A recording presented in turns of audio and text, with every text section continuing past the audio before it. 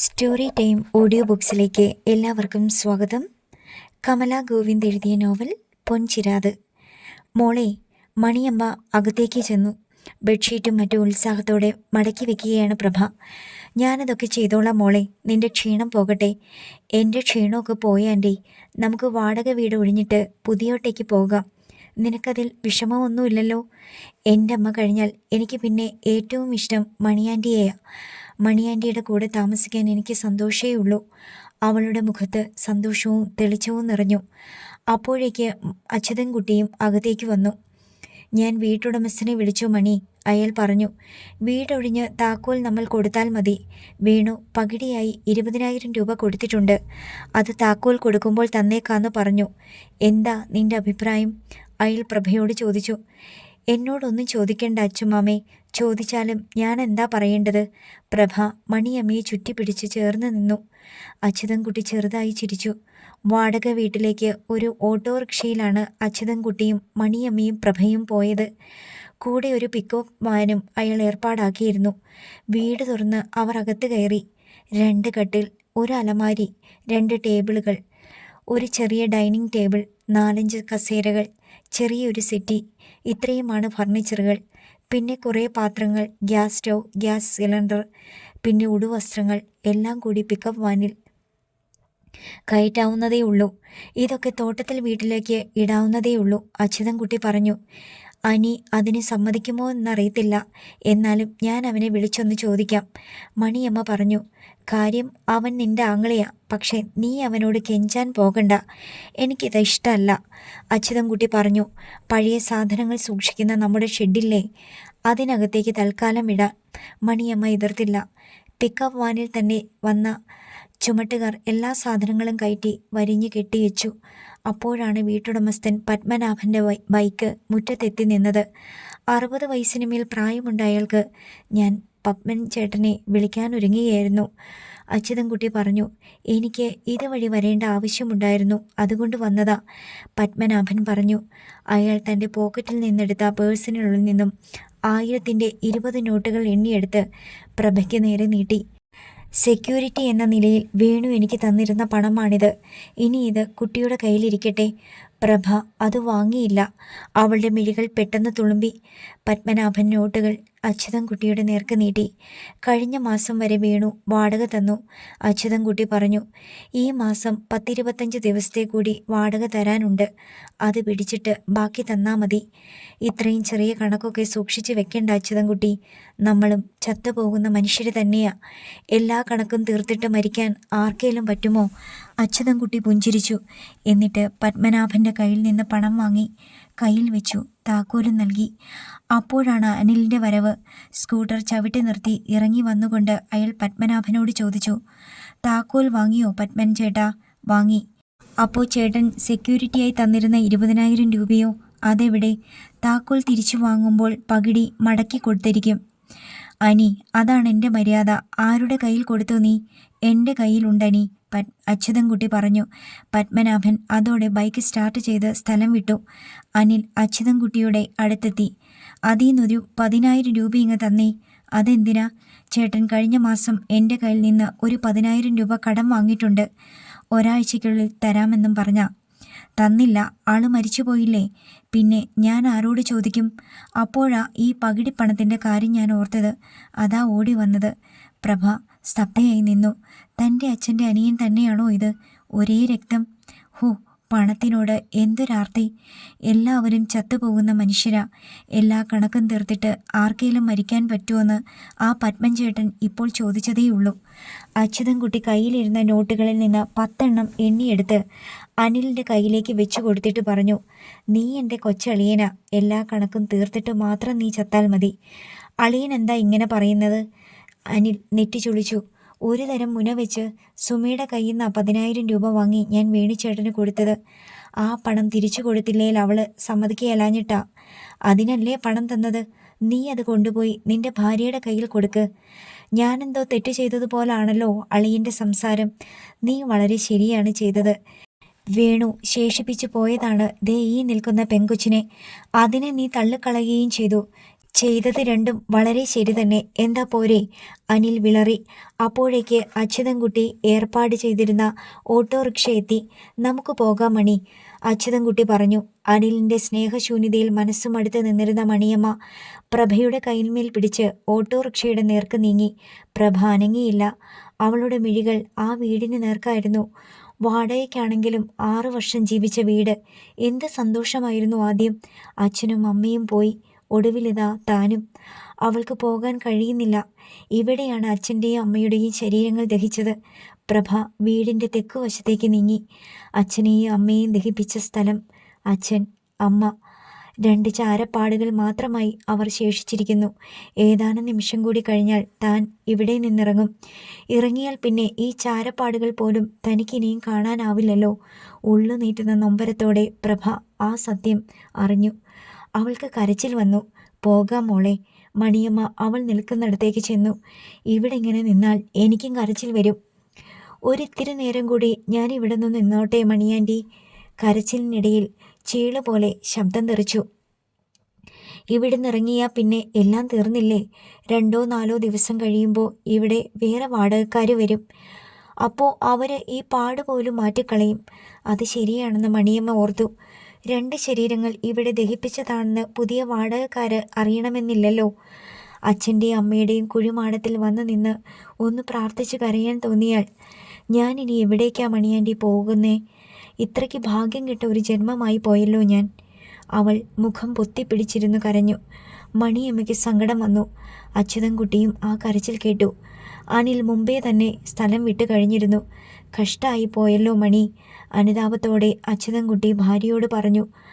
അവളുടെ ആ സങ്കടത്തിന് ഇനി നമ്മൾ എത്ര ശ്രമിച്ചാലും ഒരു പരിഹാരവുമില്ലല്ലോ. ശരിയാ, മണിയമ്മ സമ്മതിച്ചു. അന്ന് അവരെ ദഹിപ്പിച്ച സമയത്ത് ഞാൻ ഇത്രയൊന്നും ചിന്തിച്ചിരുന്നില്ല. അല്ലെങ്കിൽ ഈ വാടക വീട്ടിൽ വെച്ച് നടത്തിയ ദഹനവും കർമ്മങ്ങളും നമ്മുടെ വീട്ടിൽ വെച്ച് ചെയ്താൽ മതിയായിരുന്നു അല്ലേടി? വിഷാദത്തോടെ മണിയമ്മ തലയാട്ടി. എന്നിട്ട് പ്രഭയെ തന്നോട് ചേർത്ത് പിടിച്ചു. നിന്റെ സങ്കടം നിന്റെ അച്ഛനും അമ്മയും അറിയുന്നുണ്ട് മോളെ. അവർ നിന്റെ ഒപ്പം തന്നെ എപ്പോഴും ഉണ്ടാവും. നീ പിന്നെ എന്തിനാ അവരെ കാണാൻ വേറൊരു സ്ഥലം തപ്പുന്നേ? പ്രഭ മിണ്ടിയില്ല. എങ്കിലും അവൾ കരച്ചിലടക്കാൻ ശ്രമിച്ചു.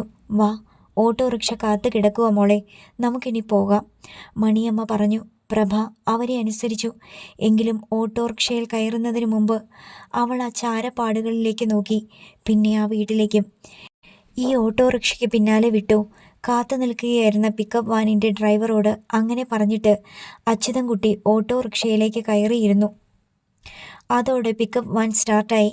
പുതിയോട്ടെ വീടിൻ്റെ മുറ്റത്ത് ഓട്ടോറിക്ഷയും പിക്കപ്പ് വാനും നിന്നു. മുറ്റം നിറയെ കരിയിലയാണ്. 18 ദിവസമായി മണിയമ്മയും അച്യുതൻകുട്ടിയും ആ വീട്ടിൽ നിന്നിറങ്ങിയിട്ട്. ഇടയ്ക്ക് ഡ്രസ്സുകൾ എടുക്കാനും മറ്റുമായി അച്യുതൻകുട്ടി 2-3 തവണ വന്നെങ്കിലും ഉടൻ തന്നെ മടങ്ങിപ്പോവുകയായിരുന്നു. ഓട്ടോറിക്ഷയിൽ നിന്നും അച്യുതൻകുട്ടിയും മണിയമ്മയും മുറ്റത്തേക്ക് കാൽ കുത്തിയതോടെ കുക്കിയും കൂവിയും പറന്നും കോഴികൾ പാഞ്ഞെത്തി. അവർക്ക് ചുറ്റും നടന്ന് കൊക്കരക്കോ വെച്ചു. എടാ ശങ്കര, രാമ, അപ്പോൾ നിങ്ങൾ ജീവനോടെ ഉണ്ട് അല്ലേടാ? അച്യുതൻകുട്ടി ആഹ്ലാദത്തോടെ പറഞ്ഞു.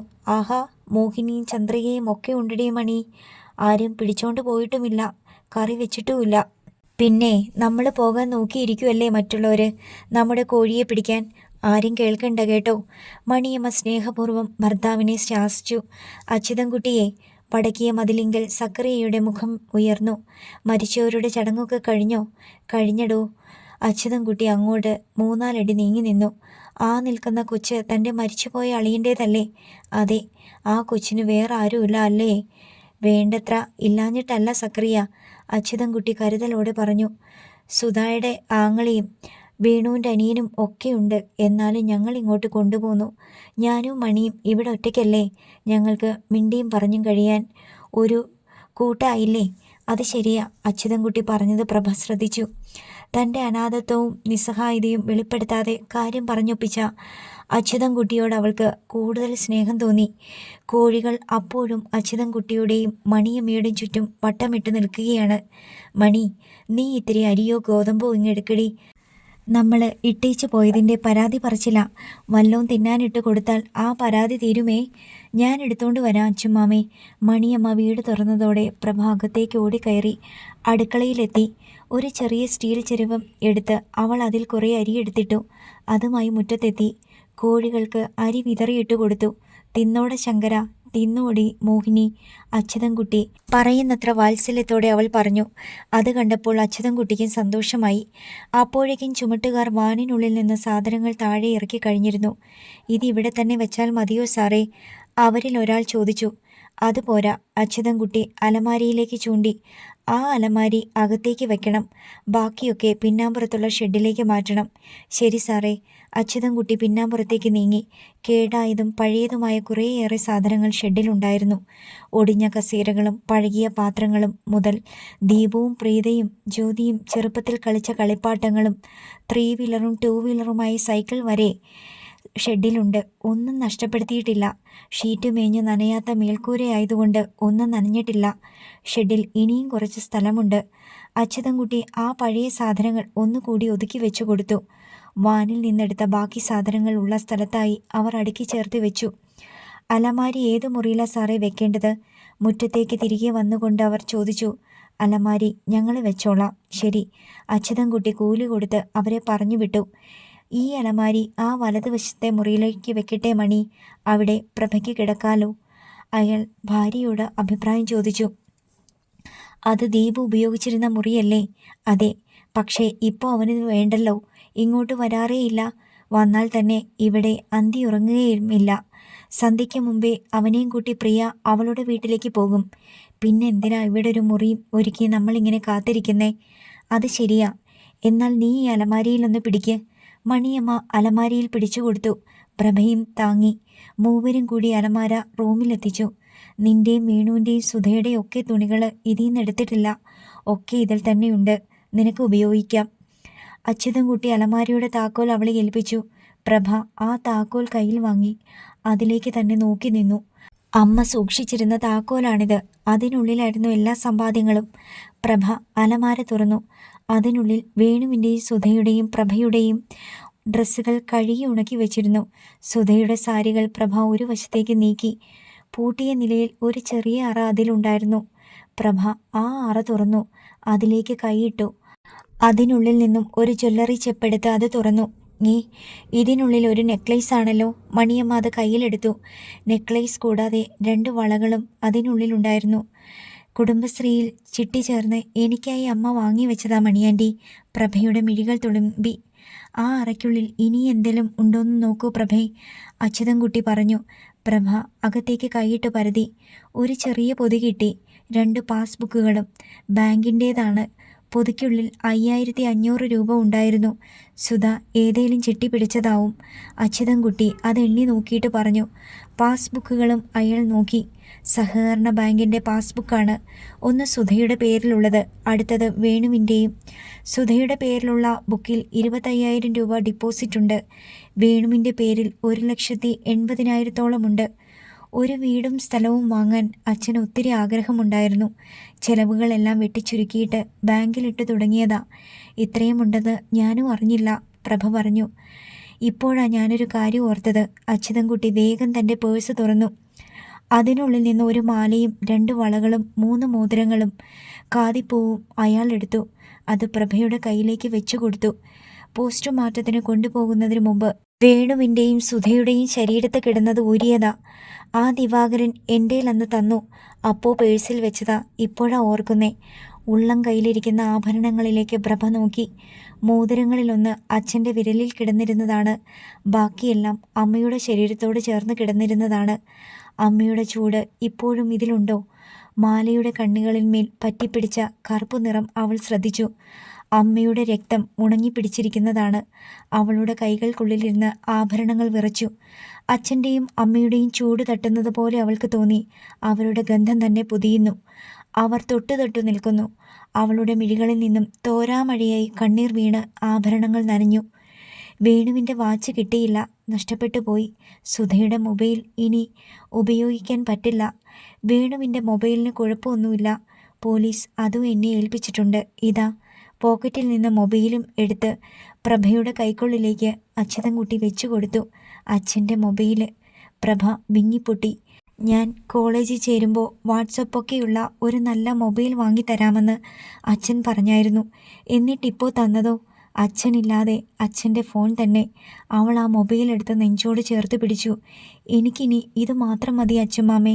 ബാക്കി അവളുടെ കയ്യിലിരുന്നത്രയും അച്യുതൻകുട്ടിയുടെ കയ്യിലേക്ക് വെച്ചു കൊടുത്തുകൊണ്ട് പറഞ്ഞു, ഈ പാസ്ബുക്കിലുള്ള പണം മുഴുവനും എടുക്കണം. പിന്നെ ഈ ആഭരണങ്ങൾ മുഴുവനും വിൽക്കണം. എന്തിനാ ഇത്ര പെട്ടെന്ന് വിൽക്കുന്നേ? നിനക്ക് കോളേജിൽ ചേർന്ന് പഠിക്കാനാ? ഞാനിനി പഠിക്കുന്നില്ല അച്ഛമ്മാമേ. പിന്നെ അച്ഛമ്മാമ ഈ വീടും പറമ്പ് പണയം വെച്ചല്ലേ അച്ഛന് കാറ് വാങ്ങാൻ പണം കൊടുത്തത്. ആ കടം വീട്ടി ആധാരം എടുക്കണ്ടേ? ഇതെല്ലാം എടുത്ത് അച്ഛമ്മാമ ബാങ്കിലടയ്ക്ക്. ഇതുകൊണ്ട് പകുതി പോലും കടം വീടില്ല മോളെ, മണിയമ്മ പറഞ്ഞു. പിന്നെന്തിനാ ഇത് വിൽക്കുന്നേ? തീരുന്നിടത്തോളം തീരട്ടെ ആൻറ്റി, അത്രയുമായില്ലേ? അച്ഛൻ വരുത്തി വെച്ച കടമല്ലേ, അതിൻ്റെ ബാക്കി വരുന്നതും ഞാൻ തന്നെ വീട്ടിക്കൊള്ളാം. അതെങ്ങനെ? നിന്റെ കയ്യിൽ വേറെ പണമുണ്ടോ? എൻ്റെ കയ്യിൽ വേറെ ഒന്നുമില്ല ആൻറ്റി. പിന്നെ എനിക്കൊരു ജോലി വാങ്ങിത്തരാമെന്ന് അച്ഛമ്മാമ പറഞ്ഞായിരുന്നില്ലേ? അതെന്ത് ജോലിയായാലും ഞാൻ ചെയ്തോളാം. മാസാമാസം കിട്ടുന്ന ശമ്പളം മുഴുവനും ഞാൻ ബാങ്കിൽ അടച്ചോളാം. കുറേ നാൾ അടയ്ക്കുമ്പോൾ ആ ലോൺ തീരുകയില്ലേ? അപ്പോൾ നമുക്ക് ആധാരം തിരികെ കിട്ടുകയില്ലേ? അവൾ ചോദിച്ചു. അച്യുതൻകുട്ടി സ്തബ്ധനായി നിന്നു. അവൾ തനിക്കൊരു ബാധ്യതയാകില്ലെന്ന് അയാൾക്ക് ആദ്യമായി തോന്നി. മണിയമ്മയ്ക്കും. അച്ഛമ്മാമ എന്നാ ഒന്നും പറയാത്തേ? എനിക്ക് ജോലി കിട്ടുകയില്ലേ? അച്യുതൻകുട്ടിയുടെ നിശ്ചലമായ നിൽപ്പ് കണ്ട് ആശങ്കയോടെ പ്രഭ ചോദിച്ചു. നീ ഉദ്ദേശിക്കുന്നത്ര വലിയ ജോലിയൊന്നും കിട്ടില്ല പ്രഭേ. നീ +2 കഴിഞ്ഞതല്ലേ ഉള്ളൂ. ചെറിയ കുട്ടി. ജോലി ചെയ്തുള്ള എക്സ്പീരിയൻസുമില്ല. അപ്പോൾ പിന്നെ എന്ത് ജോലിയാണ് കിട്ടുക? കിട്ടിയാൽ തന്നെ 3000-ഓ 5000-ഓ രൂപയൊക്കെയാവും തുടക്കത്തിൽ കിട്ടുക. അച്യുതൻകുട്ടി പറഞ്ഞു. ബാങ്കിൽ മാസാമാസം 9500 രൂപ അടയ്ക്കണം. അതെനിക്കറിയാം അച്ഛുമാമേ, പ്രഭ പറഞ്ഞു. കിട്ടുന്നത്ര ശമ്പളം മതി. അതെത്രയായാലും അത്രയും തുക മാസാമാസം അടയ്ക്കാമല്ലോ എന്നാണ് ഞാൻ പറഞ്ഞത്. അല്ല, ബാങ്കിൽ അടയ്ക്കുന്നതും കടം വീട്ടുന്ന കാര്യവും മാത്രമാണല്ലോടി നീ പറയുന്നത്? മണിയമ്മ ചോദിച്ചു. വേറെന്താ മണിയാൻറ്റി എനിക്കിനി പറയാനുള്ളത്? നീ ഇനി പഠിക്കുന്നില്ല എന്ന് പറഞ്ഞതെന്താ? പ്രഭയുടെ മുഖം മങ്ങി. +2ൻ്റെ റിസൾട്ട് എന്നാ അറിയുന്നേ? മണിയമ്മ വീണ്ടും ചോദിച്ചു. ഫ്രണ്ട്സൊക്കെ ഇടയ്ക്ക് വന്നപ്പോൾ പറഞ്ഞത് അടുത്തയാഴ്ച റിസൾട്ട് വരുമ്പോൾ നിനക്ക് ഇനി എന്തേലും പഠിക്കണ്ടേ? അതിപ്പോൾ ജയിച്ചാലല്ലേ എനിക്ക് പഠിക്കാൻ പറ്റൂ. പ്രഭ ശബ്ദം താഴ്ത്തി. നീ എന്താ ജയിക്കത്തില്ലേ? പ്രഭ മിണ്ടിയില്ല. നിനക്ക് നല്ല മാർക്കുണ്ടെന്നും മെഡിസിനും എഞ്ചിനീയറിങ്ങിനും ഒക്കെ പഠിക്കാൻ ആഗ്രഹമെന്നും അന്ന് വേണു പറഞ്ഞായിരുന്നല്ലോ, അച്യുതൻകുട്ടി പറഞ്ഞു. അച്ഛൻ എന്നെ കളിയാക്കിയതായിരുന്നു. പഠിക്കാനുള്ള ആഗ്രഹം മനഃപൂർവ്വം മറന്നുവെച്ച് അവൾ പറഞ്ഞു. ഡോക്ടർ കൃഷ്ണപ്രഭ വേണു തോട്ടത്തിൽ MBBS MD എന്നൊക്കെയുള്ള നീണ്ട പേര് നീയെന്ന് പറഞ്ഞതോ? ഞാനത് തമാശ പറഞ്ഞതാ അച്ഛുമാമേ. നീ ഇപ്പോൾ എൻട്രൻസിന് എഴുതിയിട്ടില്ലേ? എൻ്റെ ഫ്രണ്ട്സൊക്കെ എഴുതുന്നത് കണ്ടപ്പോൾ ഞാനും എഴുതി, അത്രയുള്ളൂ, പ്രഭ പറഞ്ഞു. അതുകൊണ്ടാ ജോലിയുടെ കാര്യം ഞാൻ പറഞ്ഞത്. ശരി, ജോലിയുടെ കാര്യം ഞാൻ അന്വേഷിക്കാം. നീ ധൃതി വെക്കണ്ട, അച്യുതൻകുട്ടി പറഞ്ഞു. അപ്പോൾ ഈ സ്വർണ്ണമൊക്കെ ഇന്ന് തന്നെ വിൽക്കണ്ടേ അച്ഛുമാമേ? ബാങ്കിൽ അടയ്ക്കണ്ടേ? പ്രഭ വീണ്ടും സ്വർണ്ണാഭരണങ്ങളിലേക്ക് നോക്കി. ഇത് വിൽക്കാൻ വേണ്ടി നീ ധൃതി വെക്കണ്ട മോളെ. ബാങ്കിൽ അടയ്ക്കാറാകുമ്പോഴല്ലേ, അപ്പോൾ മതിയല്ലോ, അച്യുതൻകുട്ടി ആലോചനയോടെ പറഞ്ഞു. പ്രഭ തലയാട്ടി. അച്യുതൻകുട്ടി തന്നെ അത് അലമാരയ്ക്കുള്ളിലെ ആ അറയിലേക്ക് തന്നെ വെച്ചു. ഒപ്പം പാസ്ബുക്കുകളും വെച്ച് പൂട്ടി. കീ പ്രഭയുടെ കയ്യിൽ തന്നെ കൊടുത്തു. താക്കോൽ സൂക്ഷിച്ചു വെച്ചു. അവൾ തലയാട്ടി. മണിയമ്മ അപ്പോഴേക്ക് ഒരു ചൂലുമായി വന്നു. നീ എന്തിനുള്ള പുറപ്പാടാ മണി? അച്യുതൻകുട്ടി ചോദിച്ചു. വീടിനകം മുഴുവൻ പൊടിയും മാറാലയുമായി. മുറ്റത്തും കരിയിലയായി. അകവും പുറവും ഒക്കെ ഒന്ന് വെട്ടിത്തെളിക്കാമെന്ന് കരുതി. ഭാര്യയുടെ കയ്യിൽ നിന്നും അച്യുതൻകുട്ടി ചൂല് പിടിച്ചു വാങ്ങി. വെട്ടിത്തെളിക്കൽ ഞാൻ ചെയ്തോളാം മണി. നീ അടുക്കളയിലോട്ട് ചെല്ല്. കഞ്ഞിയും കൂട്ടാനും വെക്ക്. വിശക്കുന്നുണ്ട്. കഞ്ഞി ഞാൻ അടുപ്പത്തിട്ട് കഴിഞ്ഞു. വേഗം ഒരു ചമ്മന്തി ഉണ്ടാക്കി കഞ്ഞി തരാം. കറിയൊക്കെ പിന്നെ വെക്കാം. അതുപോരെ? അത് മതിയടി. വൈകുന്നേരത്തേക്ക് മീൻ വാങ്ങാം. അച്യുതൻകുട്ടി ചൂലുമായി അടുത്ത മുറിയിലേക്ക് കയറി. മണിയമ്മ കിച്ചണിലേക്ക് നീങ്ങി. പ്രഭ മുറിയാകെ ഒന്ന് നോക്കി. വിശാലമായ മുറി. 4-5 വർഷമായി ദീപുചേട്ടൻ കോഴിക്കോട്ടേക്ക് താമസം മാറ്റിയിട്ട്. പക്ഷേ ഇപ്പോഴും ഉപയോഗമുള്ളതുപോലെ ഈ മുറി വൃത്തിയിലും ചിട്ടയിലും സൂക്ഷിച്ചിരിക്കുന്നു. അച്ഛുമാമയ്ക്ക് വൃത്തിയും ചിട്ടയും നിർബന്ധമാണ്. അലമാര വെച്ചതിൻ്റെ അപ്പുറത്ത് വിരിച്ചിട്ട ബെഡ്, അതിനപ്പുറത്ത് ഒരു ടേബിളും കസേരയുമുണ്ട്. പ്രഭ താൻ കൊണ്ടുവന്നിരുന്ന സ്കൂൾ ബാഗ് മേശയുടെ മുകളിലേക്ക് വെച്ചു. മുറിക്കുള്ളിൽ ഒരു കബോർഡുണ്ട്. പ്രഭ അത് തുറന്നു നോക്കി. ഹാങ്ങറിൽ 2 ഷർട്ടുകളും ഒരു പാൻസും തൂങ്ങിക്കിടക്കുന്നു. ദീപുവേട്ടൻ്റേതാണ്, വളരെ പഴയത്. പ്രഭ കബോർഡ് അടച്ചിട്ട് തൻ്റെ അലമാര തുറന്ന് അതിൽ നിന്ന് ഒരു സ്കേർട്ടും ബ്ലൗസും മറ്റും എടുത്തു. അതുമായിട്ട് അവൾ ബാത്റൂമിലേക്ക് കയറി. കുളിച്ചിറങ്ങിയപ്പോൾ ഒരു ഉന്മേഷം തോന്നി. അവളുടെ മിഴികൾ മുറിയാകെ ഒന്ന് പരതി. ഇന്നു മുതൽ ഇതാണ് തൻ്റെ ലോകം. ഇന്നലെ വരെ എല്ലാത്തരം ശാഠ്യങ്ങളും തീരുമാനങ്ങളും ഉള്ള ഒരു മകൾ മാത്രമായിരുന്നു താൻ. ഇന്നങ്ങനെയല്ല, ആശ്രിത മാത്രമാണ്. ഇനി ഈ വീട്ടിലുള്ളവരുടെ ഇഷ്ടങ്ങൾ മാത്രമാകണം തൻ്റെയും ഇഷ്ടങ്ങൾ. സ്വന്തമായി ഒരിഷ്ടവും പാടില്ല, അവൾ തീരുമാനിച്ചു. അറ്റത്ത് ചകിരി ഉറപ്പിച്ച ഈറ്റത്തണ്ടും കൊണ്ട് വാർക്കയിൽ പറ്റിപ്പിടിച്ചിരിക്കുന്ന മാറാല മാറ്റുകയാണ് അച്യുതൻകുട്ടി. അപ്പോഴാണ് മുറ്റത്ത് നിന്ന് വിളി. മണിച്ചേച്ചിയേ! അച്യുതൻകുട്ടിയും ഇറങ്ങി വന്നു. 4-5 വീടുകൾക്കപ്പുറത്തുള്ള ശാരദയാണ്. അടുക്കളയിൽ നിന്നും മണിയമ്മ വന്നു. 4-5 ബ്ലൗസിനും 2 ചുരിദാറിനും തുണി തന്നിട്ട് നാളെ എത്രയായി മണിച്ചേച്ചി? ശാരദ ആവലാതിപ്പെട്ടു. എൻ്റെ ആങ്ങളെയും ഭാര്യയും മരിച്ചിട്ട് ഞാൻ പോയതായിരുന്നു ശാരദേ, മണിയമ്മ പറഞ്ഞു. അതൊക്കെ ഞാൻ അറിഞ്ഞു. അത് കഴിഞ്ഞിട്ടിപ്പോൾ 2 ആഴ്ച കഴിഞ്ഞില്ലേ? ശാരദ ചോദിച്ചു. ഞാൻ ഇന്നിങ്ങ് വന്നതേ ഉള്ളൂ. അടുക്കള പണി തീർത്തിട്ട് തയ്ക്കാൻ തുടങ്ങുക. നിൻ്റേത് ആദ്യം തീർത്തു തരാം, അതുപോരെ? അപ്പോഴാണ് ഈർക്കിളിച്ചൂടിന് മുറ്റം തൂത്തുകൊണ്ട് പിന്നാമ്പുറത്തു നിന്നും പ്രഭ മുൻവശത്തേക്ക് വന്നത്. സ്കേർട്ടിൻ്റെ ഒരറ്റം ഉയർത്തി ഇടുപ്പിലേക്ക് കുത്തിയിട്ട് കുനിഞ്ഞു നിന്ന് മുറ്റത്തൂക്കുന്ന അവളുടെ വെളുത്തു തൊടുത്ത സുന്ദരങ്ങളായ കണങ്കാലുകൾ കാണാമായിരുന്നു. ശാരദ അവളെ കണ്ടു. മണിച്ചേച്ചിയുടെ ആങ്ങളയുടെ മോള അല്ലേ? ആ, ദൈവത്തിൻ്റെ ഓരോ കളികളെ! എത്ര പെട്ടെന്നാ ഈ കൊച്ച അനാഥയായത്. അവള് ഞങ്ങളുടെ കൂടെയല്ലേ നിൽക്കുന്നേ, പിന്നെങ്ങനെ ശാരദ അനാഥയാകുന്നേ? അച്യുതൻകുട്ടിയുടെ ശബ്ദം കനത്തു. ശാരദ അയ്യടാന്നായി. എല്ലാം കേൾക്കുന്നുണ്ടായിരുന്നു പ്രഭ. സ്കേർട്ടിൻ്റെ അറ്റം കൊണ്ട് ആരും കാണാതവൾ കണ്ണു തുടച്ചു. രാത്രി ആഹാരം കഴിഞ്ഞ് അടുക്കളയിലെ പണികളൊക്കെ തീർന്നതോടെ മണിയമ്മ വാരത്തിലേക്കിറങ്ങി. തയ്യൽ മെഷീൻ്റെ മൂടി മാറ്റി. ശാരദയുടേത് മാത്രമല്ല, സ്ഥിരമായി വരുന്ന കുറേ പേരുടെ തുണികൾ ടേബിളിൽ കൂട്ടി വച്ചിട്ടുണ്ട്. എല്ലാവരുടെയും കൊടുക്കണം. മോട്ടോർ ഘടിപ്പിച്ച മെഷീനായതുകൊണ്ട് തയ്ക്കാൻ എളുപ്പമാണ്. കിട്ടിക്കൊണ്ടിരിക്കുന്ന തയ്യൽ കൂലി മണിയമ്മയുടെ ഒരു സ്ഥിര വരുമാനം തന്നെയാണ്. ശാരദയുടെ ബ്ലൗസിനുള്ള തുണികൾ തന്നെ മണിയമ്മ ആദ്യം എടുത്തു. അളവനുസരിച്ച് വെട്ടി തയ്ക്കാൻ ആരംഭിച്ചു. മെഷീൻ്റെ ശബ്ദം കേട്ടപ്പോൾ പ്രഭ വാരത്തിലേക്ക് വന്നു. ഞാനൂടെ തയ്ച്ചാലോ മണിയാൻറ്റി? അവൾ ചോദിച്ചു. നിനക്കതിന് തയ്ക്കാൻ അറിയാമോ? തയ്യൽ നിർത്താതെ മണിയമ്മ ചോദിച്ചു. ഇല്ല ആൻറ്റി, ആൻറ്റി എന്നെ പഠിപ്പിച്ചാൽ മതി. പഠിപ്പിച്ചു തരാം, പിന്നെ മതി. ഇന്നു പകല് നീ കുറേ പണികൾ ചെയ്തതല്ലേ, ഇതൊന്നും നിനക്കത്ര ശീലവുമില്ല. ക്ഷീണം കാണും. നീ പോയി കിടന്നോ മോളെ. ഞാൻ കിടന്നു നോക്കിയതാ മണിയാൻറ്റി, ഉറക്കം വന്നില്ല. വെറുതെ ഇരുന്നാലും കിടന്നാലും ഓരോന്നൊക്കെ ഓർക്കും. അന്നേരം കരച്ചിൽ വരും. അതാ ഞാൻ പോന്നേ. മണിയാൻറ്റിയുടെ അടുത്തിരിക്കുമ്പോൾ എനിക്ക് കരച്ചിൽ വരികയില്ല. മണിയമ്മ അനുകമ്പയോടെ അവളെ നോക്കി. തയ്ച്ചുകൊണ്ടിരുന്ന ബ്ലൗസിൻ്റെ മെഷീൻ പണി തീർന്നതോടെ മണിയമ്മ അതെടുത്തു. പച്ച നിറമായിരുന്നു തുണിക്ക്. മണിയമ്മ കുറച്ച് പച്ച നൂൽ പൊട്ടിച്ചെടുത്ത് ഒരു സൂചിയിൽ കോർത്തു. ബ്ലൗസിൻ്റെ കഴുത്തും കൈപ്പടികളും അടിപ്പടിയും ഒക്കെ കാണി തയ്യലിടണം. അത് കൈത്തയ്യലാണ്. അതോടെ കഴിഞ്ഞ് ഹുക്കും വെച്ചാലേ പൂർത്തിയാകൂ. മണിയമ്മ കൈത്തയ്യൽ തുടങ്ങിയപ്പോൾ പ്രഭ ശ്രദ്ധിച്ചു. ഇത് ഞാൻ ചെയ്യാം മണിയാൻറ്റി. അവൾ ആ ബ്ലൗസും സൂചിയും നൂലും ഒക്കെ കയ്യിൽ വാങ്ങി. മണിയാൻറ്റി അടുത്തത് തയ്ച്ചോ, ഇല്ലെങ്കിൽ ആ ശാരദാൻറ്റി വന്ന് പിന്നെയും വഴക്കുണ്ടാക്കിയാലോ? ഇത് കൈത്തയ്യലാണെങ്കിലും നന്നായി ശ്രദ്ധിച്ച് ചെയ്യണം മോളെ. നൂല് വലിച്ചിടയ്ക്കിടെ കെട്ടിടണം. ബ്ലൗസിൻ്റെ കഴുത്തിലോ പടികളിലോ ഒട്ടും ചുളിവുണ്ടാകാൻ പാടില്ല. നിനക്കിതൊന്നും പരിചയമില്ലല്ലോ. മണിയാൻറ്റി അതൊക്കെ പറഞ്ഞു തന്നാൽ മതി, ഞാൻ പഠിച്ചോളാം. പ്രഭയ്ക്ക് ഉത്സാഹമായി. അതോടെ മണിയമ്മ സമ്മതിച്ചു. ചെയ്യേണ്ട വിധം കാണിച്ചു കൊടുത്തു.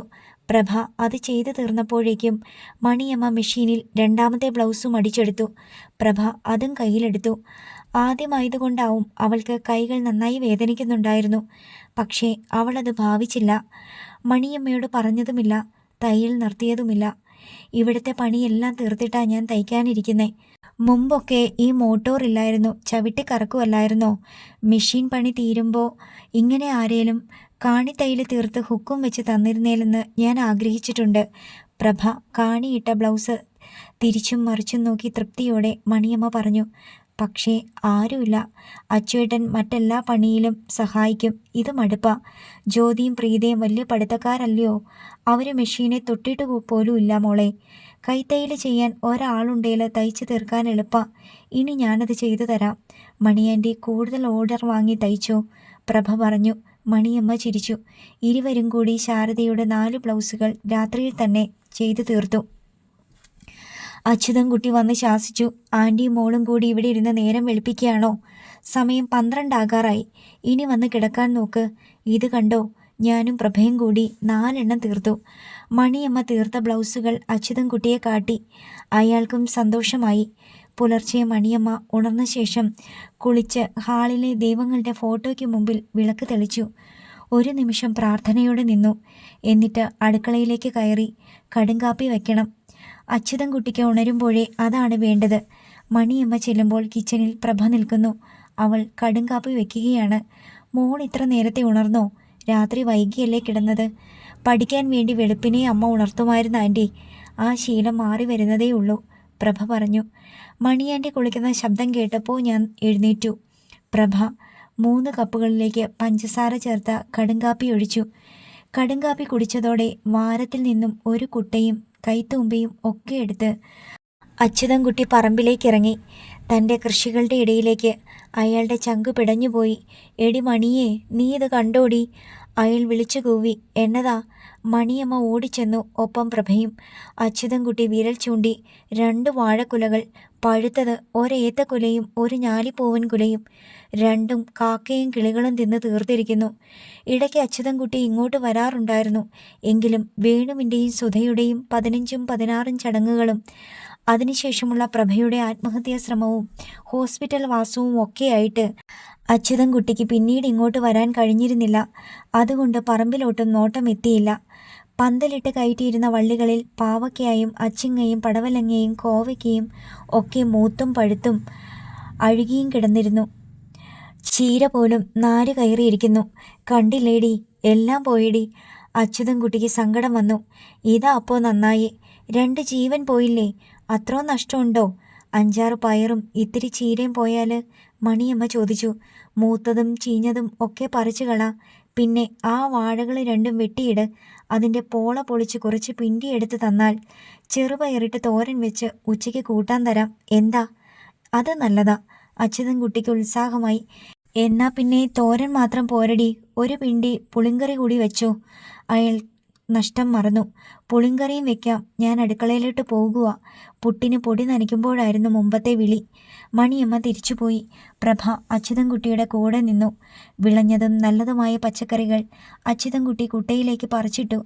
ബാക്കി കറിക്ക് കൊള്ളില്ലാത്തതും ചീഞ്ഞതുമായതെല്ലാം പറിച്ചു മാറ്റിയിട്ടു. കിളി തിന്നു തീർത്ത കുല നിന്നിരുന്ന വാഴകൾ 2ഉം വെട്ടിയിട്ടു. അത് ചുവടോടെ മാന്തിയെടുത്ത് മാറ്റിയിട്ട് 2 കുഴികളിലും ഓരോ വാഴവിത്തുകൾ നട്ടു. പോള പൊളിച്ച് കുറേ പിണ്ടിയെടുത്തു വെച്ചു. ബാക്കിയെല്ലാം ചെറുതായി വെട്ടിയെരിഞ്ഞ് ഓരോ പച്ചക്കറികളുടെയും ചുവട് വകഞ്ഞ് അതിലിട്ടു. ഹോസ് വലിച്ചെടുത്ത് വെള്ളവും ഒഴിച്ചു കൊടുത്തു. അച്യുതൻകുട്ടിയോടൊപ്പം എല്ലാറ്റിനും സഹായിയായി പ്രഭയും ഉണ്ടായിരുന്നു.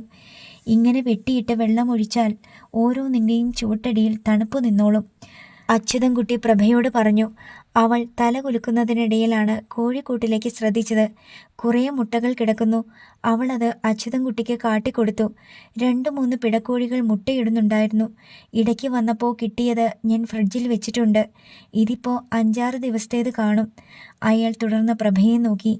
നീ ചെന്ന് ഒരു പാത്രം എടുത്തോണ്ട് വന്നേ. പ്രഭ വീടിന് നേർക്കോടി. ഒരു സ്റ്റീൽ തൂക്കുപാത്രവുമായി തിരിച്ചെത്തി. കോഴിക്കൂടിനുള്ളിൽ നിന്ന് അവൾ തന്നെ മുട്ടകൾ പെറുക്കിയെടുത്തു. അതത്രയും തൂക്കുപാത്രത്തിൽ വെച്ചു. ഇന്നത്തേക്ക് ഇത്രയും പണി മതി. അച്യുതൻകുട്ടി തൂമ്പ കഴുകി. പിന്നെ മുട്ടപാത്രവുമായി തിരികെ അടുക്കളയിലെത്തി. മണിയമ്മ അമ്പരന്നു. പറമ്പിലെ പണി ഇന്ന് ഇത്ര പെട്ടെന്ന് തീർന്നോ? പ്രഭ സഹായിച്ചതുകൊണ്ട് ഇന്ന് പെട്ടെന്ന് പണി തീർന്നടി, അച്യുതൻകുട്ടി പറഞ്ഞു. എങ്കിൽ പിന്നെ മണ്ണും ചെളിയുമൊക്കെ പറ്റിയതല്ലേ? 2 ആളും കുളിച്ചിട്ട് വാ. പുട്ടും കടലക്കറിയും റെഡി. 4-5 മുട്ടയും പുഴുങ്ങിയിട്ടുണ്ട്. അച്യുതൻകുട്ടിക്ക് മുട്ട പുഴുങ്ങിയത് വലിയ ഇഷ്ടമാണ്. കുരുമുളക് പൊടിയിൽ അല്പം ഉപ്പുപൊടിയും കൂടി ചേർത്ത് അതിൽ മുക്കി അയാൾ മുട്ട തിന്നോളും. ഞാൻ കുളിച്ചിട്ടിപ്പോൾ വരാം ആൻറ്റി. പ്രഭ അകത്തേക്ക് ഓടിക്കയറി. അത് ശ്രദ്ധിച്ചുകൊണ്ട് അച്യുതൻകുട്ടി പറഞ്ഞു, വേണുവും സുധയും കൊഞ്ചിച്ചു വളർത്തിയ ചെല്ലപ്പിള്ളയൊന്നുമല്ല മണി അവള്. ഇത്രയും ദിവസം കൊണ്ട് ഒരുപാട് മാറിപ്പോയി. എന്ത് ജോലിയും നോക്കിയും കണ്ടും ചെയ്യാനുള്ള കാര്യപ്രാപ്തിയുണ്ട്. ഈ പ്രായത്തിലുള്ള ഇപ്പോഴത്തെ പെൺകുട്ടികൾക്ക് വീട്ടുപണി ചെയ്യാൻ മടിയാ. പക്ഷേ ഇവൾ അങ്ങനെയല്ല. പറമ്പിൽ എൻ്റെ കൂടെ നിന്ന് ഞാൻ ചെയ്യുന്നതൊക്കെ കൂടെ ചെയ്തു. ഒരാളങ്ങനെ കൂടെ നിന്നപ്പോൾ പണി ചെയ്യാൻ എനിക്ക് നല്ല ഉത്സാഹമുണ്ടായിരുന്നടി. അയാൾ ഭാര്യയെ നോക്കി. നിനക്കോടി വെച്ചുണ്ടാക്കുന്നത് വിളമ്പിക്കൊടുത്താൽ കഴിക്കാൻ ഒരാളൂടെ കൂടെ ഉണ്ടല്ലോ, അതാ എനിക്ക് സന്തോഷം. അവൾ നമ്മുടെ സ്വന്തമാണെന്ന് തോന്നും അല്ലേടി? അതെ, ഇവിടിപ്പോൾ നമ്മുടെ പിള്ളേരുണ്ടായിരുന്നപ്പോഴത്തേതുപോലെ ഒത്തിരി ശബ്ദവും അനക്കവും വെളിച്ചവും വിളിയും പറച്ചിലും ഒക്കെ ഉള്ളതുപോലെ എനിക്ക് തോന്നുന്നേ. ഇതൊക്കെ ഒരു ദൈവനിശ്ചയമാടി, അച്യുതൻകുട്ടി പറഞ്ഞു. അല്ലെങ്കിൽ ഈ പെണ്ണ് വേണുവിൻ്റെയും സുധയുടെയും കൂടെ അന്ന് അപകടത്തിൽ മരിക്കേണ്ടവളാ. നീ എന്തിനാ അവളെ വിടാതെ പിടിച്ചു നിർത്തിയേ? അവൾ തന്നെ തൂങ്ങിച്ചാകാൻ ഒരുങ്ങി, എന്നിട്ട് ചത്തോ? ഇല്ല. അതുകൊണ്ട് ഇനിയിപ്പം ദൈവം നിശ്ചയിച്ചതാണെങ്കിൽ നമുക്ക് കൂട്ടായിട്ട് ഇവിടെ തന്നെ നിൽക്കട്ടെ. അല്ലേടി മണി? മണിയമ്മയ്ക്ക് ഇതിൽ പരം ഒരു സന്തോഷമുണ്ടോ? അപ്പോഴാണ് അച്യുതൻകുട്ടിയുടെ മൊബൈൽ അടിച്ചത്. അയാൾ അതെടുത്തു നോക്കി. ജ്യോതിയാടി വിളിക്കുന്നേ. അയാൾ പറഞ്ഞു, നമ്മൾ പ്രഭയം കൊണ്ട് പോകുന്ന വിവരം അവളെങ്ങാനും അറിഞ്ഞോടി? അവളെങ്ങനെ അറിയാനാ? നിന്റെ കൊച്ചാങ്ങളെയും ഭാര്യയുമായിട്ട് ജ്യോതി വലിയ ലോകത്തിലാ. ആ സുമയെങ്ങാനും ന്യൂസ് കൊടുത്തോ? അച്യുതൻകുട്ടി ആശങ്കപ്പെട്ടു. എങ്കിലും കോൾ അറ്റൻഡ് ചെയ്തു. അച്ഛനും അമ്മയും ഇപ്പോഴും ആ വാടക വീട്ടിൽ തന്നെയാണോ, അതോ പുതിയോട്ടെത്തിയോ? ജ്യോതി ചോദിച്ചു. അവളുടെ സ്വരത്തിൽ കുറ്റപ്പെടുത്തലൊന്നുമില്ല, പകരം സ്നേഹമായിരുന്നു. അച്യുതൻകുട്ടിക്ക് ആശ്വാസമായി. സുമയോ അനിലോ അവളെ വിളിച്ചിട്ടില്ല, ഒന്നും അറിയിച്ചിട്ടുമില്ല. ഞാൻ വീട്ടിലാടി മോളെ, അയാൾ പറഞ്ഞു. എന്നാൽ മറ്റന്നാൾ രാവിലെ അച്ഛനും അമ്മയും ഇങ്ങോട്ട് വരണം. അതെന്തിനാടി? ജയേട്ടൻ്റെ അച്ഛൻ്റെ ബർത്ത്ഡേ അന്ന്. വൈകിട്ട് ആഘോഷവും ഡിന്നറും ഒക്കെ. വൈകിട്ടോ? അയാൾ അമ്പരന്നു. അപ്പോൾ അന്ന് പോരാൻ പറ്റുമോടി? അന്നെന്തിനാ പോകുന്നേ? ബർത്ത്ഡേ സെലിബ്രേഷൻ കഴിഞ്ഞ് അച്ഛനും അമ്മയ്ക്കും പിറ്റേന്ന് പോയാൽ പോരെ? ജ്യോതി ചോദിച്ചു. അച്യുതൻകുട്ടി അന്താളിച്ചു. ആഘോഷവും ഡിന്നറും വൈകിട്ടാണ്. ആ നിലയ്ക്ക് പിറ്റേന്നേ പോരാൻ പറ്റൂ. അച്ഛൻ എന്താ മിണ്ടാത്തത്? മറ്റന്നാളിങ്ങ് വരില്ലേ? ജ്യോതി ചോദിച്ചു. വരാം മോളെ. അച്ഛാ, ഒരു വില കൂടിയ പ്രസൻറ്റേഷൻ കൂടി മേടിച്ചോണേ. എന്നെ നാണം കെടുത്തല്ലേ. തീക്കനലിൽ കടിച്ചതുപോലെ തോന്നി അച്യുതൻകുട്ടിക്ക്. വിവരമറിഞ്ഞതോടെ മണിയമ്മയും അങ്കലാപ്പിലായി. ഒരു ദിവസം അവിടെ താമസിക്കണമെങ്കിൽ പ്രഭയെ കൂടെ കൊണ്ടുപോകാതിരിക്കാൻ പറ്റുമോ? മണിയമ്മ വ്യസനിച്ചു. അത് പറ്റില്ല. എങ്കിൽ ഞാനും പ്രഭയും ഇവിടെ നിന്നോളാം. അച്ചുവേട്ടൻ പോയിട്ട് വാ. അങ്ങനെ ഞാൻ തന്നെ അങ്ങ് പോകുന്നില്ല, അയാൾ ക്ഷോഭിച്ചു.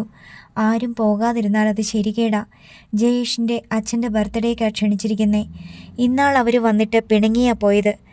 ഇതിന് ചെല്ലാതിരുന്നാൽ പിണക്കം ഇരട്ടിക്കുകയുള്ളൂ, മണിയമ്മ പറഞ്ഞു. എങ്കിൽ പിന്നെ ഒറ്റ വഴിയേയുള്ളൂ. എന്നതാ? പ്രഭ കൂടെ നമ്മുടെ കൂടെ പോരട്ടെ. അവൾ ഇവിടെയാണെന്ന് എന്നായാലും നമ്മുടെ മക്കൾ അറിയട്ടെ. നമ്മൾ എന്തിനാ മക്കളെ ഇങ്ങനെ പേടിക്കുന്നേ? അത് ശരിയാ, നമ്മൾ എന്തിനാ പേടിക്കുന്നേ? മണിയമ്മയ്ക്ക് ധൈര്യമായി. ഞാൻ വരണോ അച്ചുമ്മാമേ? വിവരമറിഞ്ഞപ്പോൾ പ്രഭ ചോദിച്ചു. വേണുവും സുധയും മരിച്ചിട്ട് അധിക നാളാകുന്നതിനു മുമ്പ് ആഘോഷത്തിൽ പങ്കെടുക്കണ്ടെന്ന് കരുതിയിട്ടാണോ? അതുമാത്രമല്ല അച്ചുമാമേ, പ്രഭ വൈമനസ്സത്തോടെ പറഞ്ഞു. ജ്യോതി ചേച്ചിക്ക് മുമ്പേ തന്നെ എന്നെ ഇഷ്ടമല്ല. ഇപ്പോൾ പിന്നെ അവൾ നിർത്തി. അതൊന്നും നീ നോക്കണ്ട മോളെ, മണിയമ്മ പറഞ്ഞു. നീ ഞങ്ങളുടെ കൂടെയല്ലേ വരുന്നത്. നീ വന്നില്ലെങ്കിൽ ഞങ്ങൾക്ക് പോകാൻ പറ്റുമോ? അത് ശരിയാണെന്ന് പ്രഭയ്ക്കും തോന്നി. താൻ എത്ര പറഞ്ഞാലും തന്നെ ഇവിടെ തനിച്ചാക്കി ഇവർക്ക് പോകാനാവില്ല. അതുകൊണ്ട് തന്നെ അവൾ പിന്നെ എതിർത്തില്ല. മറ്റന്നാളല്ലേ പോകേണ്ടത്? മണിയമ്മ അച്യുതൻകുട്ടിയോട് പറഞ്ഞു. 5 കിലോ കരിമീൻ മേടിക്കണം, 5 കിലോ ചെമ്മീനും. നീ എന്നതാടി ഈ പറയുന്നത്? അച്യുതൻകുട്ടി കണ്ണു മിഴിച്ചു. 5 കിലോ വീതമോ? അത്രയും വേണം. കൊണ്ടു ചെല്ലാമെന്ന് ഞാനാണ് മോളോട് പറഞ്ഞത്. നിങ്ങളും കേട്ടതല്ലേ? ആ, കേട്ടതൊക്കെയാ. രണ്ടും നാളെ രാവിലെ കിട്ടണം. വെട്ടിക്കഴുകി ഉപ്പും മുളകും പുരട്ടി ഫ്രിഡ്ജിനകത്ത് വെക്കണം. എന്നാലേ മറ്റന്നാൾ രാവിലെ കൊണ്ടുപോകാൻ പറ്റൂ. ശരി, ഏറ്റു. പിന്നെ നമുക്ക് കാറില്ലല്ലോ, പകരം ഒരു ടാക്സിയിൽ വേണം പോകാൻ. അല്ലേൽ അത് മോൾക്ക് നാണക്കേടാ. ഷെടാ, ഇത് കൊള്ളാലോ. അവൾക്ക് നന്നായി ജീവിക്കാൻ നല്ലൊരു പണക്കാരന് കെട്ടിച്ചു കൊടുത്തു. പക്ഷേ അങ്ങോട്ട് ചെല്ലുമ്പോൾ അവൾക്ക് നാണക്കേടുണ്ടാകാതിരിക്കാൻ ഞാൻ കാശിറക്കണോടി. എന്നതാ ഈ പറയുന്നേ? നമ്മുടെ മോൾക്ക് വേണ്ടിയിട്ടല്ലേ? മണിയമ്മ നയത്തിൽ പറഞ്ഞു. ശരി ശരി, മകൾക്ക് വേണ്ടിയിട്ടാ, സമ്മതിച്ചു. ഇനിയിപ്പോൾ പണക്കാരനായ അമ്മായി അച്ഛന് വില കൂടിയ സമ്മാനം കൊണ്ടു ചെല്ലണമെന്ന് പ്രത്യേക ഓർഡറുണ്ട്. എന്നതാടി വില കൂടിയ പ്രസൻറ്റേഷൻ ഐറ്റം? അയാൾ ചോദിച്ചു. ഒരു നല്ല കസവ് ഡബിളും ഖദർ സിൽക്കിൻ്റെ ഷർട്ടും വാങ്ങിയാൽ മതി അച്ചുമാമേ. പ്രഭയാണ് ഉത്തരം പറഞ്ഞത്. അത് മതി, അത് ഗംഭീരമായി, അച്യുതൻകുട്ടിയും പറഞ്ഞു. പിറ്റേന്ന് തന്നെ അച്യുതൻകുട്ടി ടൗണിൽ പോയി സുധാകരൻ നായർക്ക് വേണ്ടി പ്രസൻറ്റേഷൻ വാങ്ങി. കൂടെ കരിമീനും ചെമ്മീനും. കരിമീനും ചെമ്മീനും വെട്ടി മുളക് പുരട്ടാൻ മണിയമ്മയോടൊപ്പം അച്യുതൻകുട്ടിയും പ്രഭയും ഉണ്ടായിരുന്നു. അതുകൂടാതെ പറമ്പിൽ നിന്നിരുന്ന 2 ഏത്തക്കുലയും ഒരു ഞാലിപ്പൂവൻ കുലയും വെട്ടിവെച്ചു. വിളഞ്ഞു കിട്ടി അത്രയും പച്ചക്കറികളും പറിച്ചു. കപ്പയും കാച്ചിലും ചേനയും ചേമ്പും ഒക്കെ പറിച്ചും മണ്ണ് കളഞ്ഞ് ചാക്കിനുള്ളിലാക്കി. കുറേ മുട്ടയും കൂടെ എടുക്കാം. ജയൻ്റെ അച്ഛന് നാടൻ കോഴിമുട്ട ഇഷ്ടാ. മണിയമ്മ കുറേ മുട്ടയെടുത്ത് പൊട്ടിപ്പോകാത്ത വിധം പൊതിഞ്ഞെടുത്തു. ഏറ്റവും നല്ല സാരി തന്നെ ഉടുത്തോണേ മണി, അല്ലെങ്കിൽ അവൾക്ക് കലിക്കാൻ അത് മതി, അച്യുതൻകുട്ടി പറഞ്ഞു. മണിയമ്മ വീതിയിൽ ജരികയുള്ള ക്രീം പട്ടുസാരി തന്നെയാണ് രാവിലെ ധരിച്ചത്. പാൻസും ഇൻ ചെയ്ത ഷർട്ടുമായി അച്യുതൻകുട്ടിയും എക്സിക്യൂട്ടീവ് ലുക്കിലായിരുന്നു. അലമാരയിൽ നിന്നും പീകോക്ക് ബ്ലൂവിൻ്റെ വില കൂടിയ ട്രെൻഡ് സ്കേർട്ടും ബ്ലൗസും തന്നെയാണ് പ്രഭയും ധരിച്ചത്.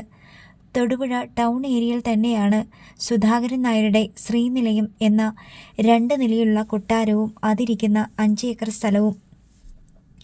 ശ്രീനിലയത്തിൻ്റെ മുൻപിൽ ടാക്സി നിന്നതോടെ അകത്തു നിന്നും ആഹ്ലാദത്തോടെ ജ്യോതി ഓടിയിറങ്ങി വന്നു. പിന്നാലെ ജയേഷും. ടാക്സിക്കുള്ളിൽ നിന്നും ആദ്യം ഇറങ്ങിയത് അച്യുതൻകുട്ടിയാണ്. പിന്നാലെ മണിയമ്മ, ഒടുവിൽ പ്രഭ.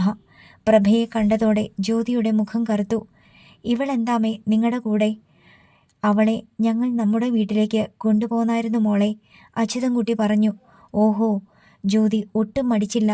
അപ്പോൾ ഈ വേസ്റ്റിട്ട ഷിമ്മിക്കൂട് എല്ലാവരും കൂടെ നമ്മുടെ വളപ്പിലേക്ക് തന്നെ എറിഞ്ഞു തന്നു അല്ലേ? സർവ്വ ഉത്സാഹവും നശിച്ച് പ്രഭ സ്തംഭിച്ച പടി നിന്നു. അടുത്ത ഭാഗം നാളെ.